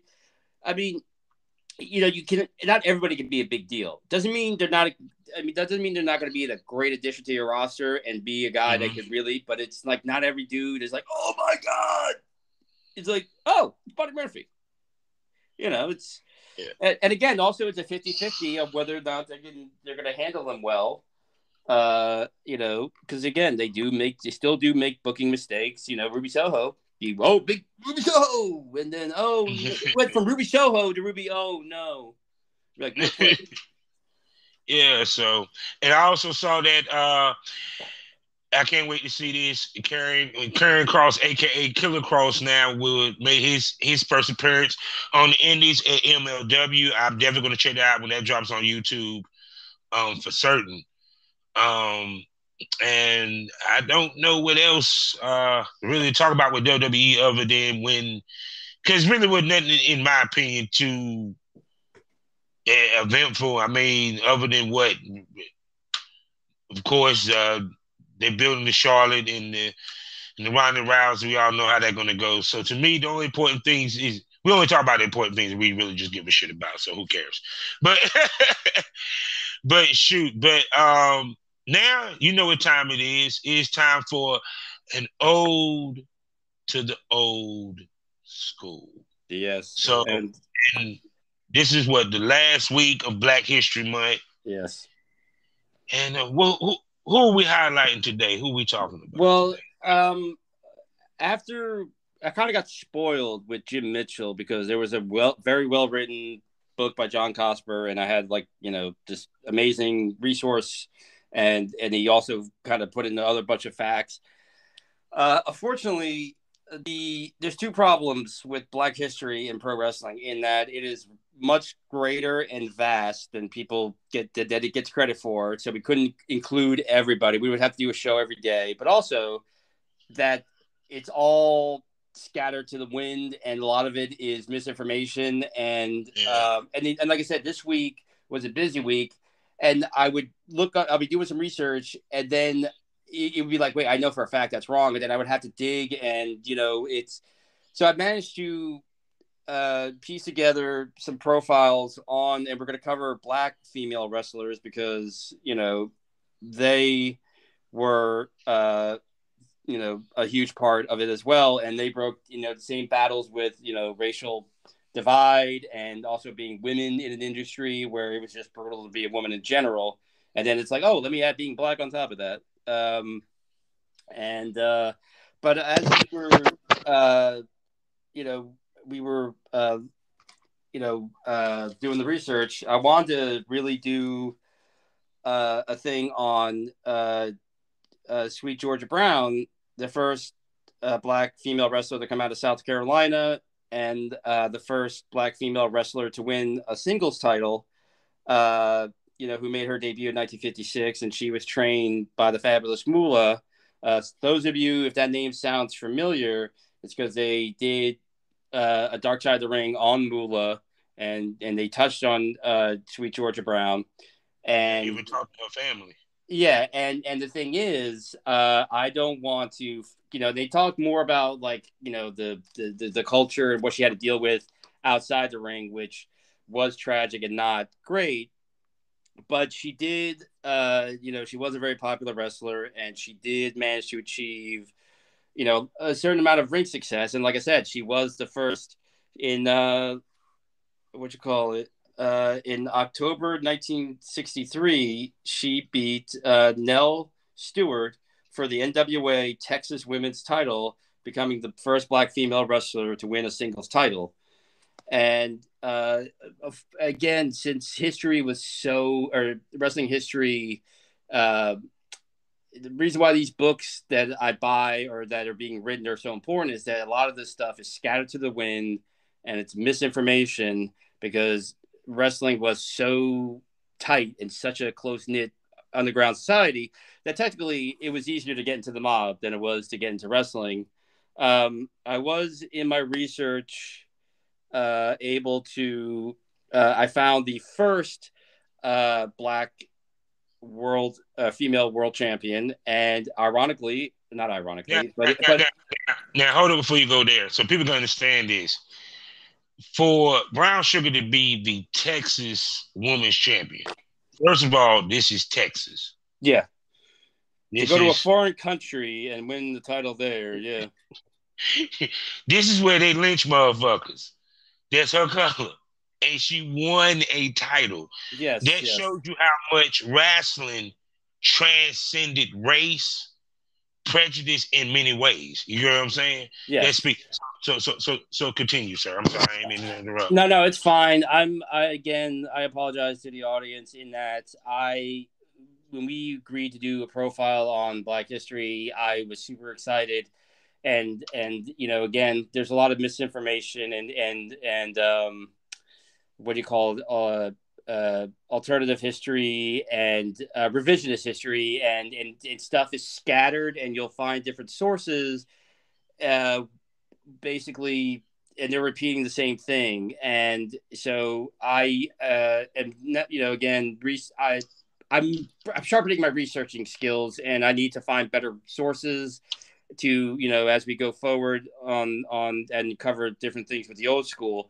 But I found an interesting thing that the first official black female world heavyweight champion was not only black, but she was also a member of the LGBT community, and her name was Sandy Parker. And Sandy Parker, she was born in Vancouver, British Columbia, and she was a wrestling fan from an early age. And she worked with Ed Farhat, aka the Sheik, the famous Sheik for New York big time wrestling. And she trained with the fabulous Mula, which, as most women, for a period after Mildred Burke and her husband had a falling out, Mula, that left a space, that left a vacuum, and Mula stepped in with her boyfriend Wolf, who I'm blanking on his first name right now, and they kind of took over women's wrestling. So if you were going to be a female wrestler, after the Mildred Burke era, you had to deal with or be trained by the fabulous Mula, which is, how she was able to stay champion for so long and also wield all this power.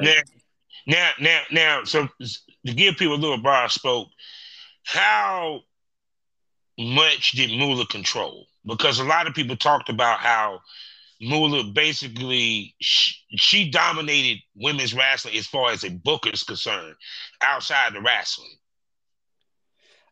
She was very controlling. She controlled she had the year of like Vince McMahon Senior and all the other promoters. Between her and her husband, both they trained. She had that compound, but you would stay with her. They would give her a percentage. You paid to train, you paid to live there, and then you would give them a percentage of the money. And a lot of times, I believe she would get their money and then pass it on to them, quote unquote, their money. And she controlled a lot. She had a lot of power. So, if you want to get Mula, if you wanted to work, you had to deal with Mula. And, it was really, for a period in this time in this country, either she trained you or you had to kind of do things her way, or, some of your money had to find its way into her hand in order to get booked. And female wrestling, much like League of Their Own, was a famous story. It kind of got its beginnings in World War II because all the boys were gone, and some wrestlers were either aged out or they got a medical deferment. So there were some wrestlers, but most of the wrestlers went to war like everybody else in World War II. Thus, midget wrestlers became very popular, and female wrestling became very popular. And then, of course, like all things, the men came back. So therefore, thank you for saving our business.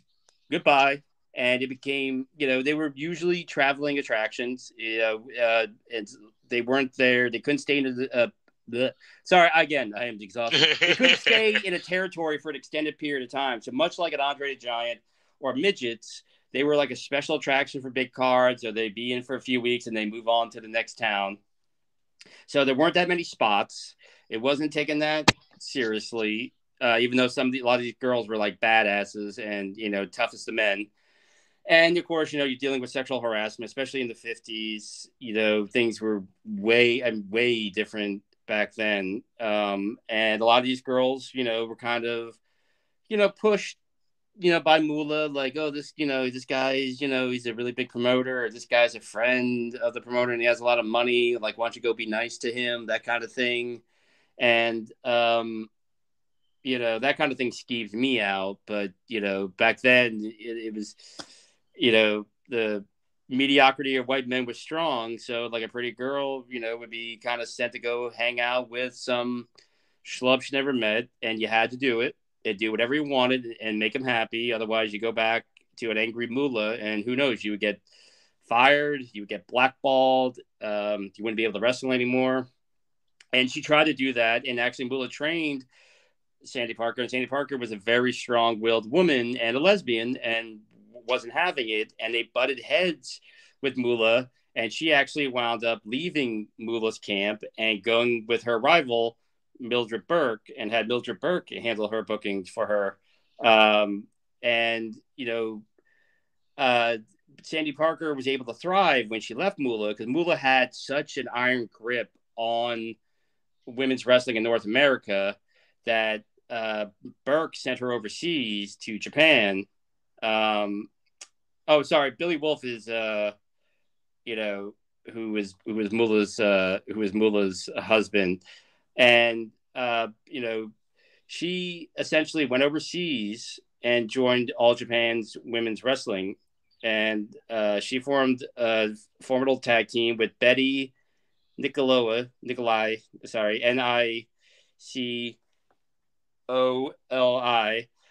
winning the WWWA World Tag Team titles 4 times together. Then not the W. That's an extra W there. So it's not the WWA. It's the WWWA. 3 W's. Yes, and they won it together. She held the tag titles 8 times during her stay in Japan. But her crowning moment came on May 15th, 1973, when she ended. Fucking hell. God damn it. It sucks trying to respect people's culture sometimes because I got to pronounce his name. Miko Hosono. I apologize for butchering that name. In May 15th, 19 Hosono's and if somebody wants to comment the proper pronunciation, by all means. It's May 15th, 1973. She ended her reign of 293 days as the WWWA World Champion to become World Champion herself, marking the first Black and lesbian singles females World Champion. women's title in All Japan, which was at the time pretty much the only, I would imagine, and premier women's wrestling company. And All Japan Women was a separate company from All Japan, and that's, I mean, a lot of what the female wrestling you're seeing today was born there. I mean, to watch old female, sorry again, Jesus, you're an idiot. Watching All Japan Women Wrestling, to see some of those old matches, I mean, they were putting on better matches. Not only did the women in America, but they were putting on better matches than most of the men in the U.S. I actually would like to. I got to see what kind of stuff is out there about All Japan Women's Wrestling, All Pro Japan Women's Wrestling, because it was an amazing organization. But it was a home to like the Crush Gals, Lioness Asaka, Bull Nakano, Aja Kong, Miami Toyota were some of the huge names from All Japan's Women's Wrestling. Eventually, Sandy returned to the U.S. in the late 80s and basically just became disinterested in wrestling. She broke new ground when she became the world champion. And she basically retired. She was inducted into the Cauliflower Alley Club organization in 2004. And trying to see here. So that was kind of the end of her career. She, kind of was a strong-willed black lesbian, would not put up with Billy Wolf and Mula's abuse, went to Mildred Burke. And Mildred Burke, even though kind of lost her grip on the female wrestling, as far as being able to book, helped her get booked in Japan, where she, I would imagine, I'm going to look up some videos and put it on see if I can't find some footage and put it up on the Twitter. But she, the work rate in Japan, it was always fast and in a step above. And to become a tag team champion, a world tag team champion, and a singles world heavyweight champion, that is especially in Japan. You're talking about Texas. She's a black lesbian in Japan, and she's a beautiful woman. And she is rocking an awesome. I love a beautiful black woman with an afro, like the really beautiful. So there's just something. There's nothing more gorgeous than a beautiful, like a black woman with that perfect, afro, to like natural afro. And we may have to. I kind of just discovered her today because I was trying to piece together, to try to get the facts straight. Because like I said, there was some other famous black wrestlers, and I kind of think people kind of do that thing, and I'm going to say they were probably white writers. Sometimes black people all look alike, so they were technically they're supposed to be talking about Georgia Brown, but they're talking about Sandy. Her career. So really, if you want to be honest, because she had a lot past Mula. Because the only thing that they talked about was her with Mula. They never really talked about past Mula. You get what I'm saying? When Mildred Burke or what have you. I mean, and everything. So that's interesting to know that she went to Japan and she was doing. Yeah, see, people don't realize that black wrestlers, they were getting over overseas. They was getting over in Japan. They was getting over in Europe. Period. Because even they couldn't get over here, they got over overseas. Yeah, and they were accepted over there. As a matter of fact, I am going over my notes real quick from the Jim Mitchell, so I can look up the name of his old tag team partner. Oh, come on, where are you? Because when he finished his tag team with Jim Mitchell, he went Waldo. Oh, God damn it! I swear by all whatever God people worship that I'm gonna get much smoother at this. Well, basically, I just have it written down in my shorthand. I have it written down in my shorthand.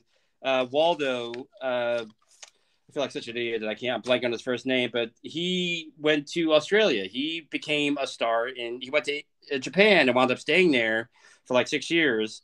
And then went to, became actually, again, they crowned the first Black World Tag Team Champions. So Japan technically crowned the first Black male tag team champions, and they crowned the first women's Black Tag Team Champion, and they crowned the first Black singles world heavyweight champion. And again, Japan, a country also that's been known for its racism, but also Waldo was successful in Australia, and then also in Britain, and then down into Calgary. And that was the thing. We were talking about Thunderbolt Patterson. And Thunderbolt Patterson I was just kind of listening to something about him. It was not really a nice guy, not well liked, and essentially would be difficult to do business with. And then if he didn't get his way, he would sue. So they would give him a pity spot to kind of shut him up. They never put a major title on him because they knew they would not be able to get it off of him.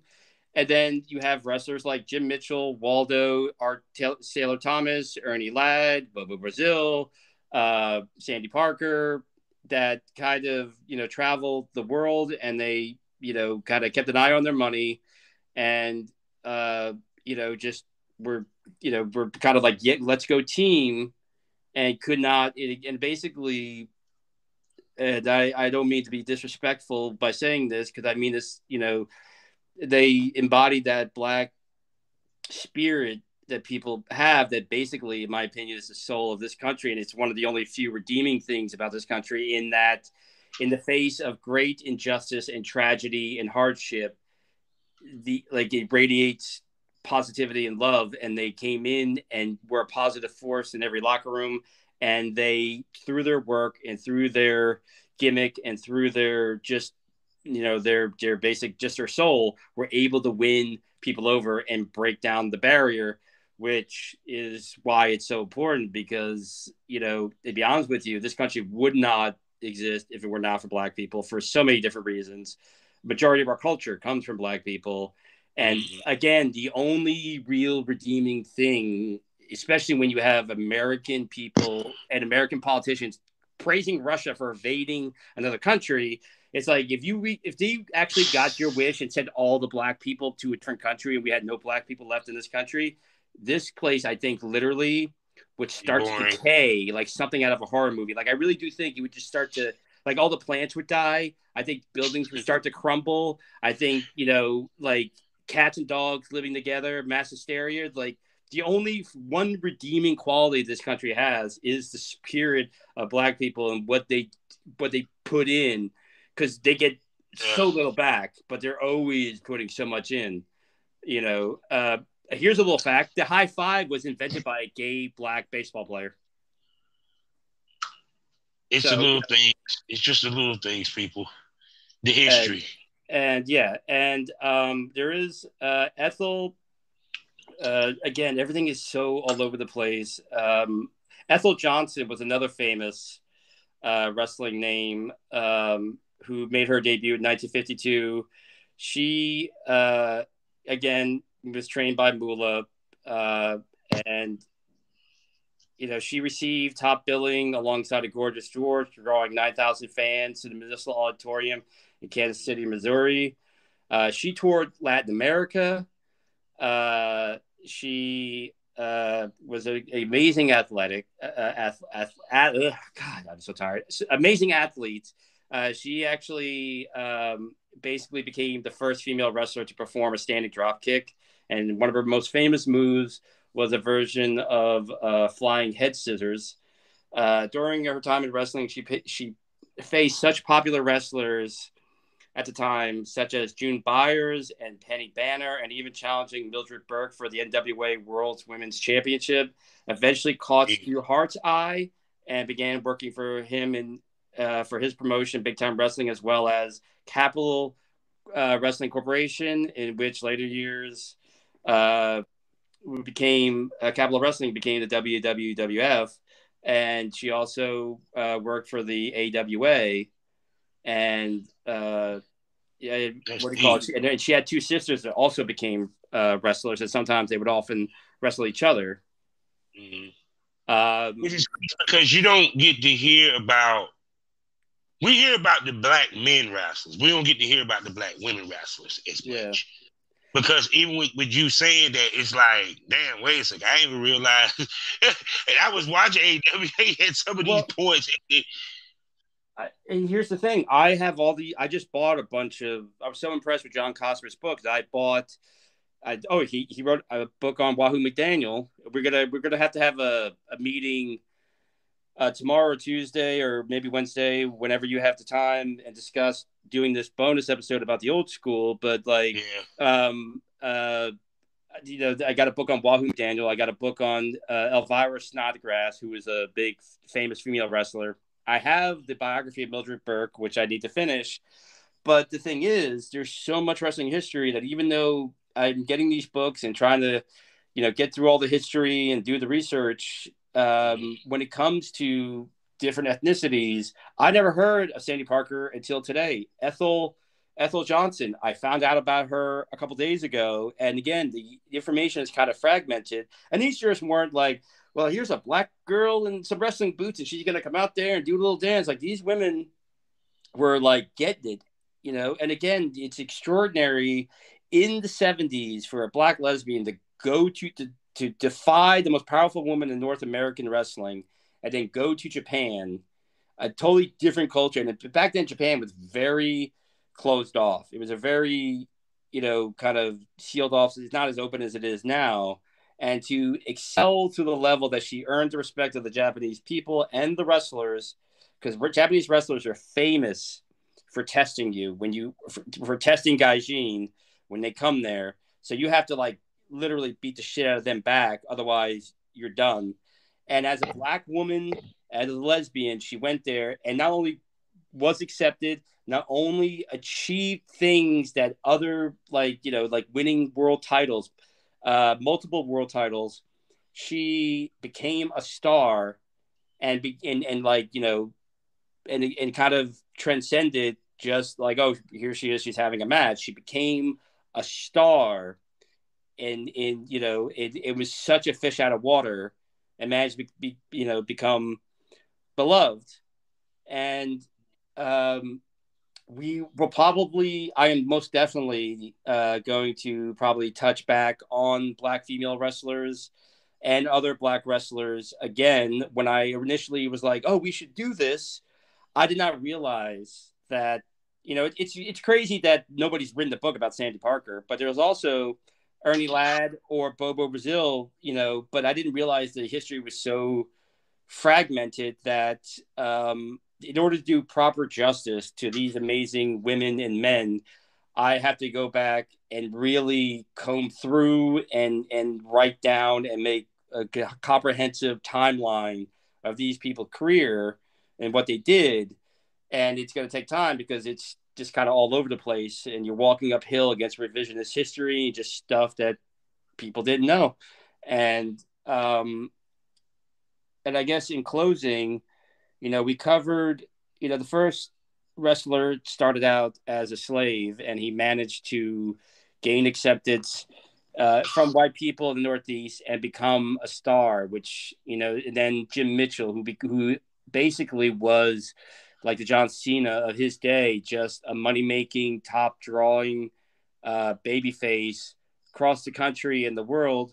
And then when the invention of TV, there was Bobo Brazil and Ernie Ladd being the first villain and the first black booker.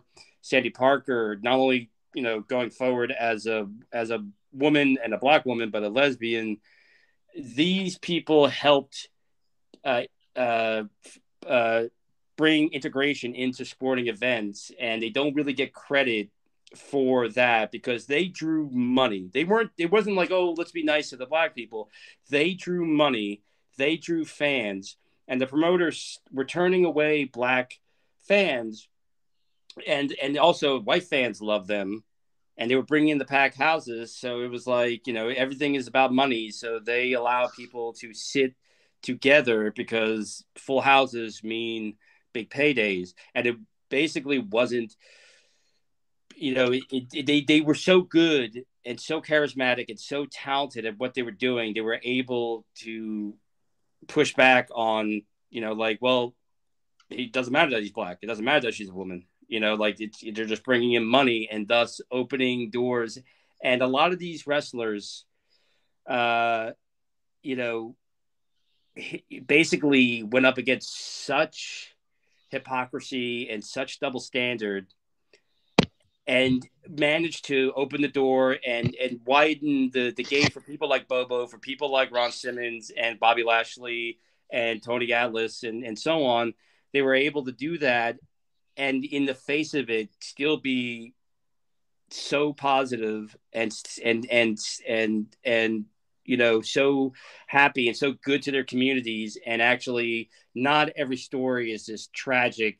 Oh no, they wound up on Skid Row turning tricks for heroin, and that was just the guys. It was they, again, managed to, bring this, knock down barriers and bring forward a standard, and basically do what Black people have done since the beginning of this country, which is to walk face first into unfair circumstances and hypocrisy and but like knock it down while maintaining their dignity, and actually making, for every step forward they take, what they leave behind them is better. And they all did their part to make wrestling popular, to make wrestling money, to open the door for other Black wrestlers and other ethnicities. And they left it all better than when they found it. And I, like I said, in my opinion, Black History Month is important to me, as it obviously is to you. But I mean, for me, is because when you think about the history of this country, the one saving grace, the one thing you could always point to, is that the Black people in this country have done more for freedom and more to make this country a country, and added more to the culture and just science and everything, and get so little thanks, and constantly get, try to push back down and just injustice at every turn, but still walk with pride and love in their heart and put it out there. It's like, we're not here to rape your women and to take your stuff. We're just here to be. And if you want to come with us, by all means, please, we'd love to have you. It's important to me because it's the one shining thing. Because the last couple of years in this country, I'm sorry, I'm not trying to be political, but this kind of like it. If I go overseas in the next couple of years, I'm going to tell people I'm from Papua New Guinea. I'm an albino from Papua New Guinea. I have agglomaic. I'm an agglomaic albino from Papua New Guinea.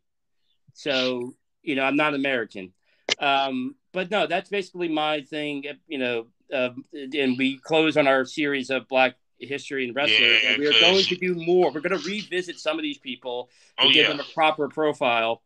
We're still trying to find our legs with this podcast, but it's just interesting that whether it's music, mainstream sports, pro wrestling, theater, with like people like Alvin Ailey, they, in the face of injustice and intolerance, just literally embody the human spirit of, you can't beat us, and we're going to just go forward, and we're going to overcome. And then when we were gone, whatever we did, it's better because we were here, and we didn't give in. And that's what all these wrestlers should be. They were draws, they were talents, they were entertaining, and they were amazing human beings that brought that life and that amazing aura and spirit into pro wrestling and made it a better sport. Yes. See, people, we give you something to think about. We give you something to smoke over. You get me, people? So with that being said, there's another episode in the books, and we'll be back with some more stuff. Of course, me and him going to chop it up and see what else we're going to give y'all with Ode to the Old School. And thank you for joining us on Pilgrim on Wrestling. So how we always end this all the time, every day, all day, no matter what episode it is, because it's part of the Smoke This Over podverse. Life is a learning experience. What's the point of the experience if you didn't learn anything? And thank you once again, Kavanaugh. And thank you guys. Appreciate you. And we will see you all next week. Yeah. So go run the ropes. Go do something. Hey, how you doing? Let me tell you about a great deal. Why don't you come on over to the Premium Smoke Room? There ain't no smoke like Premium Smoke. I'm talking about 4 premium podcasts. I'm talking about Miss Spit Queen and the Porn Rap Star. I'm talking about Pilgrim on Wrestling. I'm talking about Causing Havoc with Princess Havoc, as well as the Read Daily Report. Oh, I'm sorry, 5 STO Dark. Plus also extra premium episodes for some of the hottest ladies and gents in the business of porn. And all this for $4.99 a month. I'm talking about 5 to 6 extra episodes a week on top of the free shit that you get. So do the math. Great deal. Only on Spotify, only on Anchor. Come check me out. Come catch this premium smoke.